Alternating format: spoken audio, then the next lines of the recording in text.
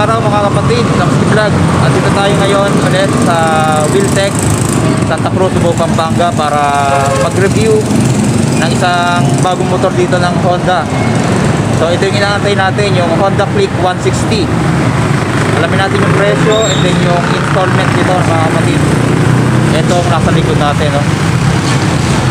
Yan, na kulay puti.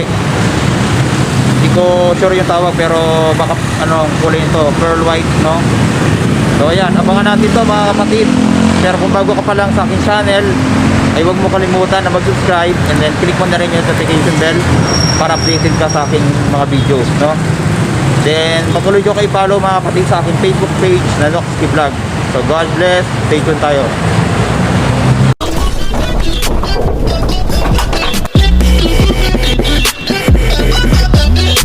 Luxy Vlog.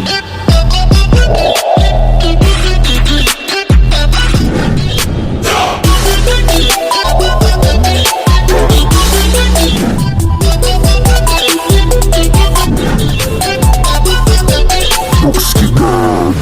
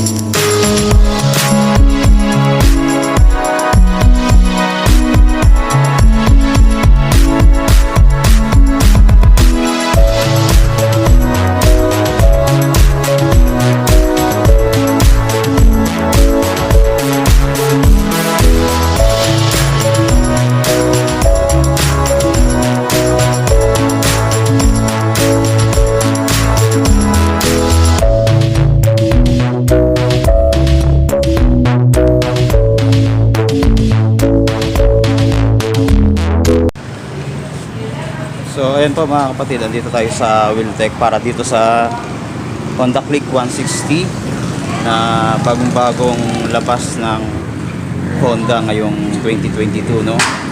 So ayan, alamin natin yung specs nito, no? Dahil bago sa ating paningin, no? Ayan. Ito yung ni-review natin nung hindi pa dumadating dito sa Pilipinas. So nakita natin lumabas to sa Thailand at Indonesia mga kapatid. Yung lumabas sa kanilang version ay glossy yung kulay, no? Pero yung nilabas dito sa Pilipinas ay matte po yung kulay niya. Tapos CBS version, yun nandito mga kapatid, yung tinatawag na combi brake system. So meron niyang ABS, no, na version. So wala pa yun, di pa dumadating dito sa Pilipinas. So ito pa lang mga kapatid. Kaya okay na rin to dahil kumbaga yung price niya affordable na rin para sa ating mga Pilipino, no? So tingnan natin yung kanyang mukha. Yan, makikita natin dito napaka-aggressive na nung looks niya. Makikita natin yung yung kanyang mga ilaw, iba na mga kapatid. Tapos yung pairings niya dito sa harap, yan, iba na rin, no? Yung pinaka DRL light niya, ayan, no, nakaiba dahil may napailalim na siya. Tapos yung headlight LED pa rin naman yan, pero mas naging aggressive yung looks, no? Ayan, makikita naman natin, eh. Tapos naging mas bulky mga kapatid. Mas malaki yung mukha nito mga kapatid, no? Kasi ayan yung itsura niya sa side. Ayan. Tapos meron ditong Honda, emblem ng Honda. Ayan, napakaganda, no? Makita natin. Tapos yung mags niya ay parang kulay kalawang mga kapatid, no? Tapos tubeless yung gulong, naka federal tires. Ayan, nakita natin, made in Indonesia. Ayan. Tapos dito sa kabila natin yung kanyang disc brake. Ayan, yung disc brake nya So common na mga kapatid yung 3mm na disc brake. Tapos naka-caliper niya, ang tatak ay Tokiko mga kapatid. Tapos ang size ng gulong dito sa harapan ay 100 by 80 by 14. Sa likod, tingnan na natin. Ito mas malaki yung gulong niya, no. Pinalaki na nila. Kahit na i-banking natin to, okay to mga kapatid dahil malaki yung kanyang gulong. Ang size dito ay 120 by 70 by 14. Yan, naka-tubeless na rin yan mga kapatid. Tapos yung preno niya sa likod, naka-drum brake lang. Tapos isa pang maganda sa kanya mga kapatid, ito yung ESP Plus na Enhanced Smart Power mga kapatid. Tapos 4 valves na rin to. Ito nga sinasabi nila na ito daw yung pinakamatulin na scooter ngayon, no? Max scooter ngayon. Tapos ito yung emblem niya dito na Click 160. Ayan, napaka-premium ng pagkakagawa, no? Yan, may dumadaan na big bike. Tapos pagdating dito sa kanyang taillight, aggressive look na rin mga kapatid, no? Ayan, napakaganda ko. LED na rin po yan mga kapatid, no? Ayan. Tapos pati yung signal light niya LED na rin. Fender sa likod, ayan, napaka ganda pa rin, no? Halos parang same lang nung sa 125 and then yung sa 150 na Honda Click. Tapos dito sa kanyang exhaust, ayan, makikita natin. Ito, halos same sila mga kapatid ng exhaust ng PCX 160, no? Parehong-pareho yan. Ang pagkakaalam ko, mayroong mga accessories tong pwedeng ilagay natin sa Honda Click 160, kaya maganda mga kapatid. Meron silang ilalagay dyan na kulay silver, yung carbon fiber, no? Tapos yung mga iba pang kulay, naka single shock pa rin siya mga kapatid, no? Ayan, tapos meron siyang mudguard pa rin dito para sa dumi, no? Hindi matalsikan yung part na to mga kapatid. Tapos liquid cooled na nga mga kapatid. Ayan yung kanyang radiator. Then dito naman yung kanyang langisan, no? Ayan. Punta na tayo dito mga kapatid sa kanyang panel. Ayan yung panel ng Honda Click 160. So halos same naman ng sa 125 saka sa 150cc. Ayan. So kompleto na dito mga kapatid. Andito na lahat yung information na pwede nating makita, no? Yung speedometer, odometer, puro digital na yan mga kapatid. Headlight, signal light, tapos yung engine check, andyan na rin, temperature. So kompleto na. Tapos may selection siya dito, no? Pwede nating iset mga kapatid. Tapos yung logo ng Honda rito. So ito nga pala mga kapatid ay keyless na mga kapatid, itong Honda Click 160, kaya napakagandang features na rin yan, no? Dito na rin mga kapatid yung pindutan ng kanyang seat, no? Ayan. Then dito naman sa kanyang mga switch dito, ito yung kanyang high and low, then busina, turn signal light, tapos yung preno sa likod, then meron din siyang brake lock, no? Tapos dito naman sa kabila, meron siyang patayan pa rin ng makina, no? Ayan. Tapos yung electric starter niya. Sa throttle, alam natin yung Honda, maganda yung pagkakagawa niya mga kapatid ko. Ito naman yung preno sa harapan, no? So combi brake system, ibig sabihin 70% sa likod and then 30% sa harap. Ayan. Tapos meron siyang utility hook dito. Ayan. Then dito wala naman. Tapos meron pa rin siyang pocket mga kapatid dito. Naka-open yung pocket dito, malalim din. Kasya rin yung cellphone. Tapos ito yung maganda rito. Didiin lang natin. Ayan. Meron pa siyang pocket dito sa left side na malalim mga kapatid. Kasyang-kasya yung cellphone. Tapos isa pang magandang features dito mga kapatid ay meron siyang USB port. Ayan. Kung makikita natin, no? Yan, USB port. Naka-ready na rin pang cellphone. Kung malulobat yung cellphone natin, pwedeng-pwede na po yan. Yan yung isang magandang features niya. Yan. Then dito sa kanyang gulay board, ayan, makikita natin, maluwag naman. So pwedeng lagyan ng ating mga pinamili, no? Tapos andito na rin yung kanyang battery nakalagay.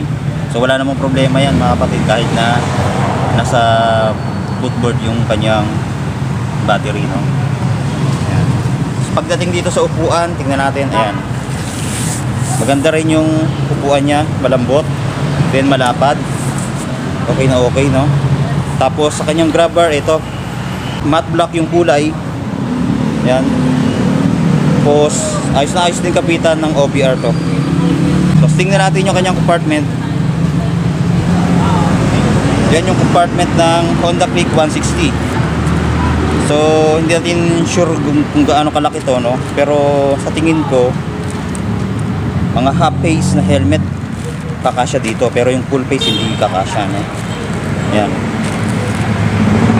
Tapos dito sa kanyang capacity, yung fuel tank niya ay i-post ko na lang dito sa video, no?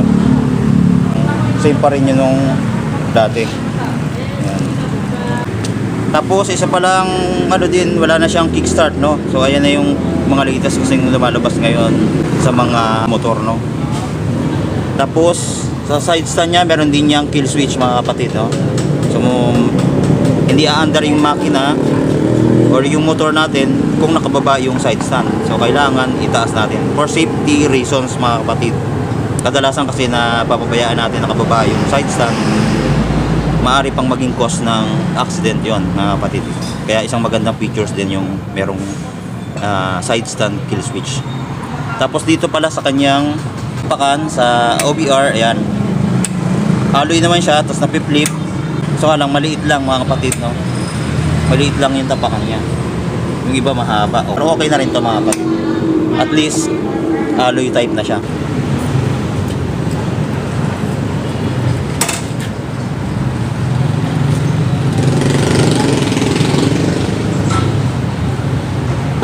Yan, o. Medyo ito tayo ng konti, pero abot pa rin naman, mga kapatid. So ang height ko, mga kapatid, ay 5'6". Ganyan pa rin siya. Medyo may kataasan rin yung kuha nito. Pero abot pa rin to ng mga 5 footer, no? So yun.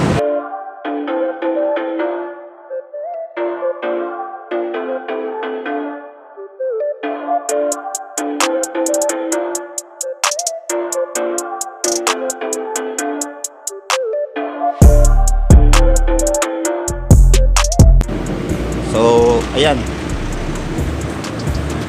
Combination pala siya, mga kapatid, ng white and then glossy black. Meron siya dito. So, ayan po, mga kapatid, yung Honda Click 160 2022 model. Ang kanyang presyo, ito. So, wala pa sa ngayon, pero ang cash price talaga nito 116,900, no? Tapos ang down payment dito ay 10,500 dito sa Wheeltech. Tapos monthly naman for 3 years ay 6,188. So may rebate pa po yan, mga kapatid, na 500 in the first year and then 200 po sa mga remaining na taon. So yan po, mga kapatid. Sa mga gusto kumuha, no, available po yan dito sa Wheeltech, Santa Cruz, Lubao, Pampanga, no? Punta na lang kayo dito, mga kapatid, para sa inquiry. Ipa-flash ko na lang din yung kanilang contact number, no, para sa iba pang information. So yun lang po, mga kapatid. God bless po. Salamat sa panonood.